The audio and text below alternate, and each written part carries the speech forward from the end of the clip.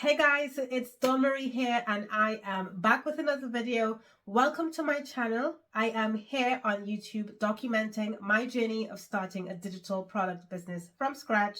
So if you are new to my channel, what you would find is that I am providing a living case study of what it looks like to start a digital product business from scratch without relying on marketplaces like Creative Market or Etsy. So if you are interested in following along, then please do subscribe.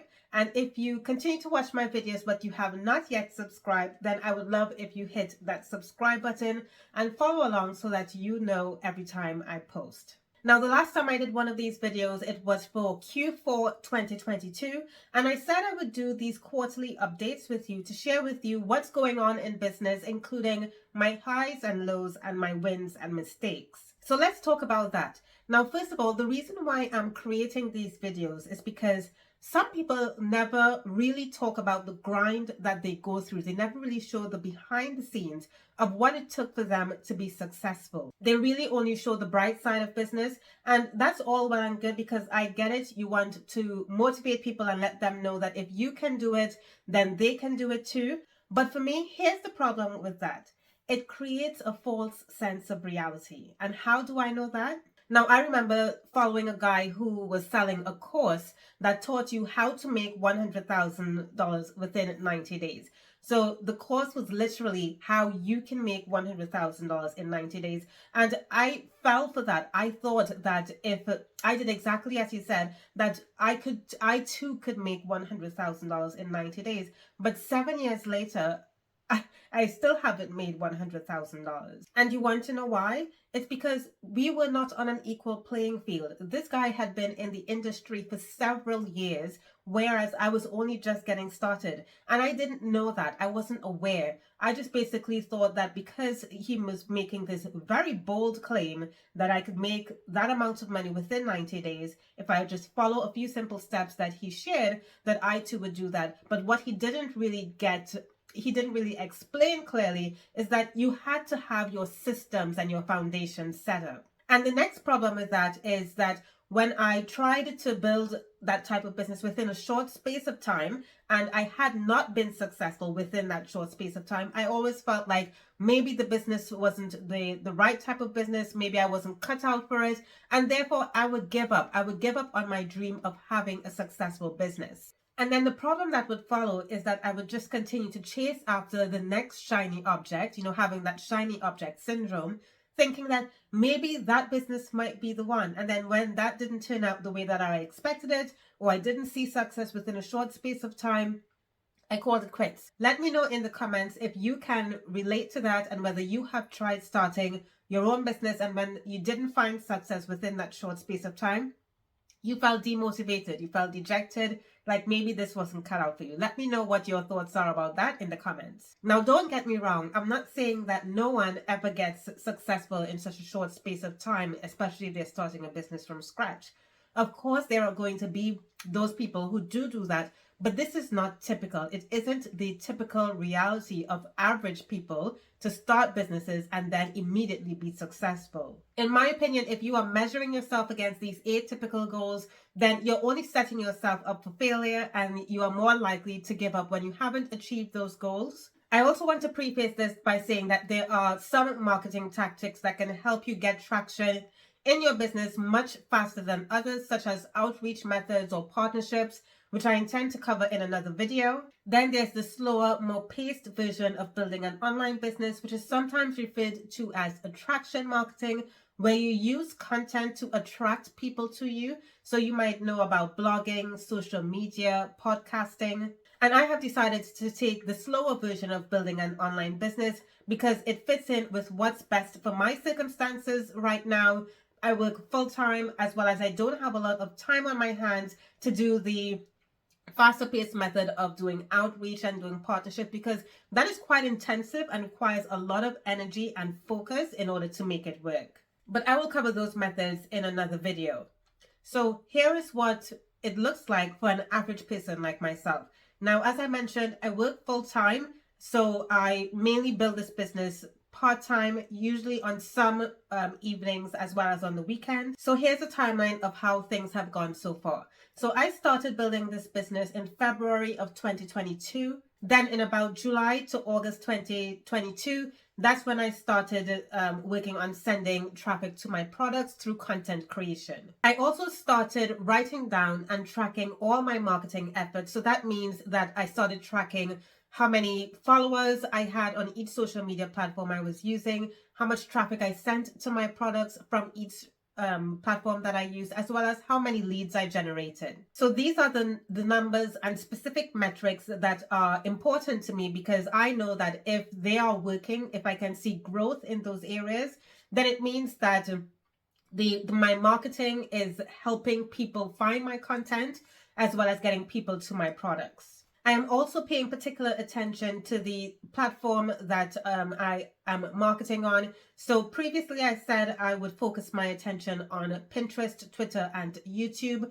I also added TikTok into that mix, so I have an idea as to how each one is doing. Now, one of the things that I have learned over time is that you never really want to overwhelm yourself by spreading yourself too thin. I mean, many marketers will talk about having an online presence on several different platforms, but what I have learned from this project as well as previous projects that I've worked on in the past is that if you try to be everywhere, you actually end up being nowhere. And that's because no one platform is getting the attention that it truly deserves in order to thrive. Now, remember, these marketers who might recommend having an online presence across several different platforms probably have already mastered one and then can move on to the next, or they have a big team that can help them have that omni-channel presence. But for me, where especially I am bootstrapping this business and I don't have the luxury of having a big team to help me, I need to focus my attention on that one place and produce quality work on there. Okay, so let's head on over to my computer where I'm going to show you everything that you need to know and where I'm tracking things down. Okay, so let's take a look at my spreadsheet where I am tracking all my numbers. So I have documented each of the columns being the month, January, February, March, and then also the items that I'm tracking. So pay attention to the email subscribers added, website traffic visitors to my website, sales conversion, Pinterest followers, and Pinterest growth. I'm looking at outbound clicks. If you know more about Pinterest, you will understand what these metrics are. Then there's TikTok followers and also YouTube subscribers added. The other metrics that I've included is just really for my own benefit. So if we were to look at the email subscribers added, when I go to my email report, so I use Aweber for my email marketing, and I have gone to the report section, filtered it by monthly, and all I'm looking at is the new subscribers.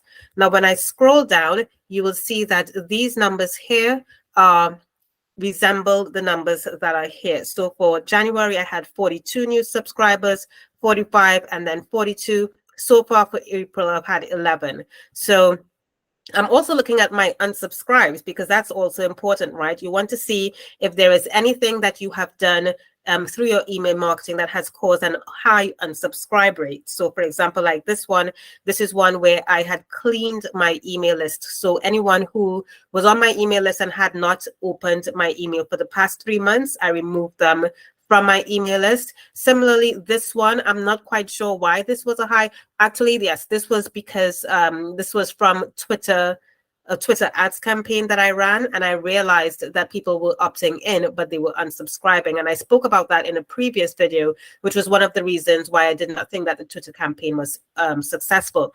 But I'm just taking these numbers and then plugging it into the spreadsheet so that I have an overview of how my email list growth is progressing. Right, so the next thing that I want to show you is my YouTube subscriber growth. So I am tracking how many subscribers I've added to my YouTube channel over the last 3 months. So you can see here that the number of subscribers that I have, that is increasing on a month-by-month basis, which is quite exciting to see. Let's look at the growth that I have gained over the past 3 months. So I was at 54 when I started in January, 88, and then last month I had an amazing performance, over 100 subscribers added to my channel. Now, I'm not only looking at the past 3 months, I also have how my performance has progressed for the past year as well. So even if you were to look at when I got started here in February, -2 people unsubscribed, and then the numbers just kept going up. So it was quite exciting as long as I saw growth. So from May, 6 subscribers, June last year, 9, July, 12, August, 46. As long as I can see that there is growth, then it's encouraging me to continue to push content onto YouTube, because I'm seeing that there are results from my efforts. So I've also stated down here what my target is, my target goal for next month, so that I would know how hard I need to work in order to achieve that. And these numbers here would just simply pulled from my YouTube report. So I can go back to, for example, in February, I had 88 new subscribers. So you can see that I put that number here. And let's look at January. I had 54 new subscribers, which you can see that I've put that number here. And then last month, which is March, I had 116. So I've put that number here. And what is very exciting to me is that as long as I can see all these arrows that are green, then it tells me that I'm doing something great. So that's why I'm going to put my effort into YouTube. Now, looking at Pinterest, for example, I actually hired a Pinterest manager to manage my account. And so far, one of the reasons why I'm not focusing on followers and more so on outbound clicks is because with Pinterest, and the way Pinterest works is a search engine. So you want to make sure that your pins are driving traffic to your website, and not necessarily people are following you as a result of those pins. But ultimately, once you have created great content, people will then follow you eventually. So you can see that there has been a decline in the number of outbound clicks. This here was because I ran a Pinterest ad, but the number of clicks that are going to my website have declined. So I need to consider, okay, if there is a decline in the number of people clicking on my account, does that mean that something is not going quite right in my Pinterest account, and I need to find out what that is? Is it something that I'm going to continue with? Looking at Twitter, I didn't really pay much attention to Twitter, to be honest. I'm not too focused on it. So you can see that the numbers there stagnated. There was no growth. So again, I'm asking myself the question, am I going to focus on it? I did did quite a lot of work on TikTok, but TikTok was also very slow. So I had 22 22 followers in January, and it just stayed 24. So if I am putting a lot of effort, probably almost the same as YouTube, and I'm not getting or seeing that substantial growth, then I need to ask myself a few questions as to whether or not it's something that I need to continue. Okay, so that has been my growth over the past 3 months. Now, in total, from an email subscriber list. Now, even though this here says that my total email subscribers is 851, I have several different email lists through Aweber. But the one that I am paying most attention to here is this one, Win Clients with Funnels email list. And this, the number of subscribers on this email list is 247. So this one is in relation to the digital product email list, 247 subscribers on there. Okay, so let's talk about sales, because I'm sure that's what you guys have all been waiting for. You know, how many sales have I made since I started? So in the past 3 months, I've had 2, and then when I look at last year, I have had 1, 2, 3, 4. So 6 sales in total. But you might think that 6 sales is quite a little bit of sales, and actually it is. But when I put it into perspective, considering the number of email subscribers I have, which is 247 subscribers, when you compare 6 sales to 247 subscribers on that list, and you do the maths and you find out the conversion rate, you will need to consider whether or not it is in line with industry benchmarks. And industry benchmark says that an e-commerce sales conversion rate from your email list should be about 2%, but my conversion rate is about 2.4%. So I am averaging the industry benchmark. Now, of course, I want to do better, and there are a few things that I can ask myself considering this data. So I have a 2.4% conversion rate. I want to double it. So I might start asking questions like, is the product the right fit for my audience, the product that I'm promoting, that is? Do they want it? And what stage of business are they in? Am I creating the right product for the stage of business that they are in? And I can figure out those questions, one, by easily asking them. So I can send them an email, I can create a post on my social media and find that out.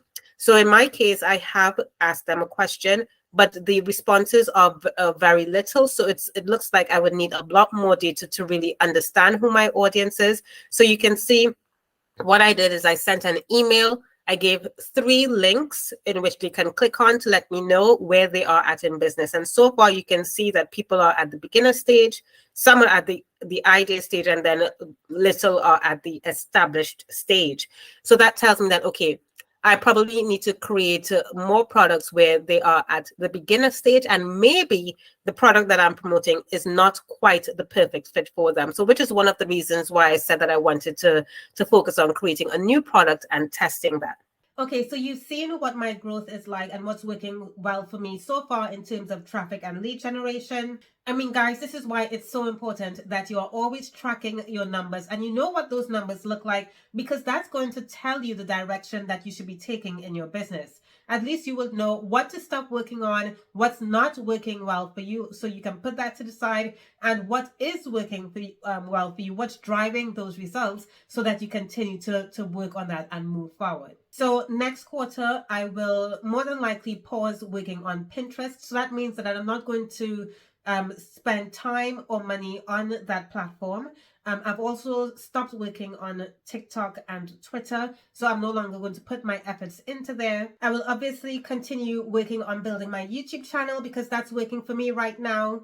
Here are my goals for YouTube where growth is concerned. So I would like to grow my followers in the next 3 months to over 2,000 subscribers. That is ultimately going to help me with traffic to my website, and it's currently based on the current trend or rate at which my channel is growing. I've already worked out that to get there, I will more than likely have to publish at least 2 to 3 videos, though 3 is probably pushing it. So I will try to maintain at least 2 videos per month for the next 3 months. In terms of my email list, I would like to add an additional 150 subscribers to my email list. Again, this is based on the trend of my email list to my YouTube channel growing, because with the growth of my YouTube channel, of course, that's going to have a direct impact on how many subscribers are joining my email list. And then also by the end of the next quarter, I hope that I will be able to finally finish the product that I am working on. So there you have it, 3 focus goals. They're not too big or crazy or unrealistic. They're the right type of goals for my journey. And that's most important, because the biggest lesson that I have learned is that you should never try to fit your chapter 1 into somebody else's chapter 20, because they are a lot further than you, and you have to really consider where you are at in your journey and work with it. So your journey, your time, and as my mom always says, the race is not for the swiftest, but for those who endure to the end. Okay, guys, so that's my update for Q1 2023. You got to take a look under the hood of my business to see how it is growing, what my next steps are, and how I'm going to get there. Let's see if by the end of Q2, I am able to reach those goals, and I can't wait to share more about that with you. See you then. Thank you so much for watching. Bye now.